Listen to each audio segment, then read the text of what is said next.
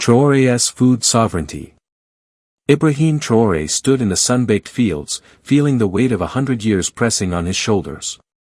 Everywhere he looked, he saw struggle, farmers bent over the earth, using only hand tools, digging, planting, and hoping the rain would come. Women carried heavy buckets of water, pouring it over thirsty crops, their arms straining, their faces marked with worry and exhaustion. The land looked tired, dry, and unforgiving. The soil was poor, cracked, and thin, and the sky seemed to hold back its blessing. It was a century-old system of farming, untouched by machines, irrigation, or modern seeds. He saw children crying with empty stomachs, mothers praying over empty pots, and fathers returning from fields with nothing to show for months of hard work. Despair hung in the air like the heat of the sun. The country had long depended on food imports and foreign aid, but these came with strings attached, and sanctions often left shelves empty. Yet Traoré knew there was no other way. To save his people, he had to find a way to feed them with their own hands and turn centuries of struggle into hope. He made up his mind. No more dependence on imports. No more food aid with strings attached. The people of Burkina Faso would grow their own food. The challenge was enormous. He needed thousands of acres of new land, a modern agricultural system, and irrigation reliable enough to stop crop failure. Groundwater had to be improved. Farmers who had left the land decades ago had to return. The soil itself had to be enriched and strengthened. Every step was daunting, every task monumental. But Traoré did not hesitate.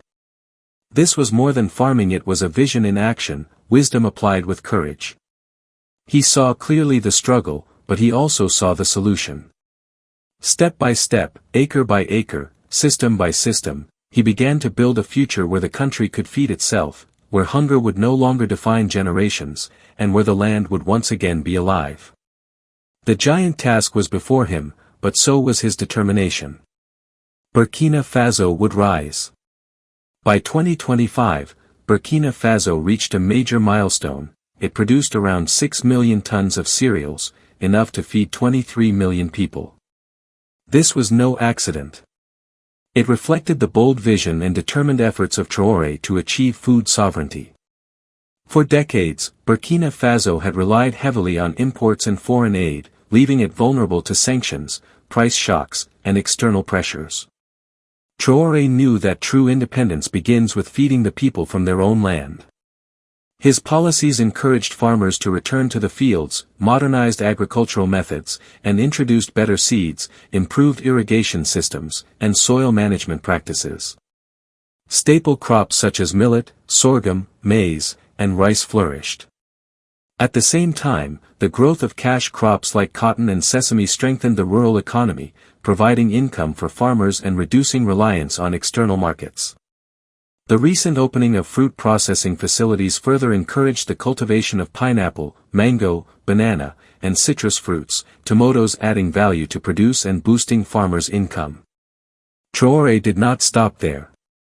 He repaired old dams, built new ones, and completed pending projects left unfinished for years. Thousands of acres of new land were reclaimed for agriculture, and large portions were freed from jihadist control, allowing farmers to return safely.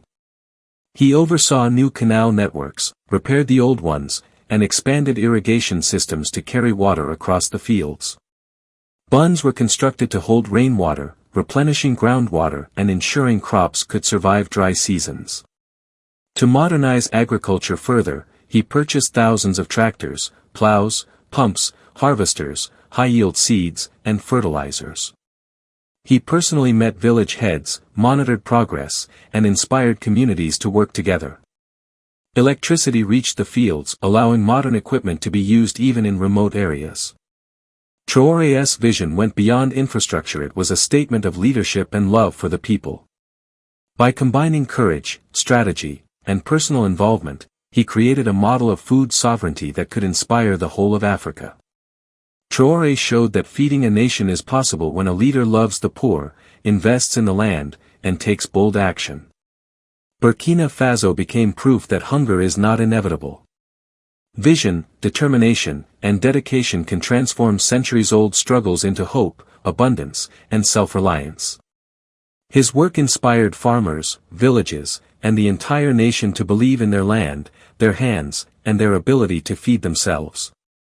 Step by step, field by field, crop by crop, the country moved from despair to resilience. Century-old farming systems were replaced with modern, efficient, and productive methods.